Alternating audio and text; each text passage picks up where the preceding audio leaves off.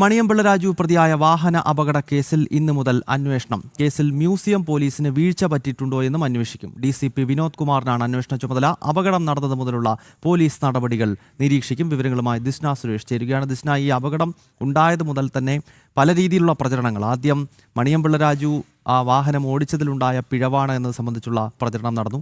പിന്നീട് ഈ ചെറുപ്പക്കാർ അമിത വേഗത്തിൽ ബൈക്ക് ഓടിച്ചതാണ് അപകട കാരണമെന്ന് തോന്നിപ്പിക്കുന്ന CCTV ദൃശ്യങ്ങൾ വന്നു. പോലീസിന്റെ ഭാഗത്ത് നിന്ന് വീഴ്ചയുണ്ടായി എന്ന വിമർശനങ്ങളുണ്ടായി. ഈ പശ്ചാത്തലത്തിലൊക്കെയാണോ ഇപ്പോൾ ഇത്തരം കാര്യങ്ങളെല്ലാം അന്വേഷിക്കാൻ പോലീസ് തീരുമാനിച്ചിരിക്കുന്നത്?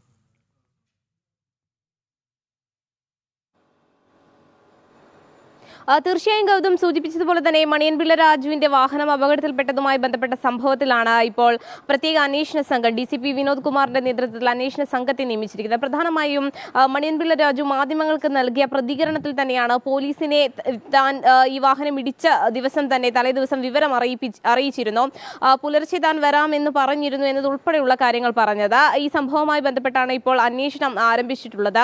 അതായത് ആ വിവരം അറിഞ്ഞിട്ട് പോലീസ് നടപടിയെടുത്തോ എന്നതുൾപ്പെടെയുള്ള കാര്യങ്ങൾ പരിശോധിക്കും എന്ന് തന്നെയാണ് നമുക്ക് മനസ്സിലാക്കാൻ സാധിക്കുന്നത്. പോലീസിന്റെ ഭാഗത്തുനിന്നുള്ള വിശദീകരണം ആ ദിവസം തന്നെ മണിയൻപിള്ള രാജുവിന്റെ വീട്ടിലേക്ക് പോയിരുന്നു. അവിടെ ആരും ഉണ്ടായിരുന്നില്ല എന്നൊരു വിശദീകരണമാണ് പോലീസ് നൽകിയത്. മാത്രമല്ല, ഈ മദ്യപിച്ചിട്ടുണ്ടോ മണിയൻപിള്ള രാജു എന്നതിനെ സംബന്ധിച്ചൊരു സ്ഥിരീകരണം വരേണ്ടതുണ്ട്.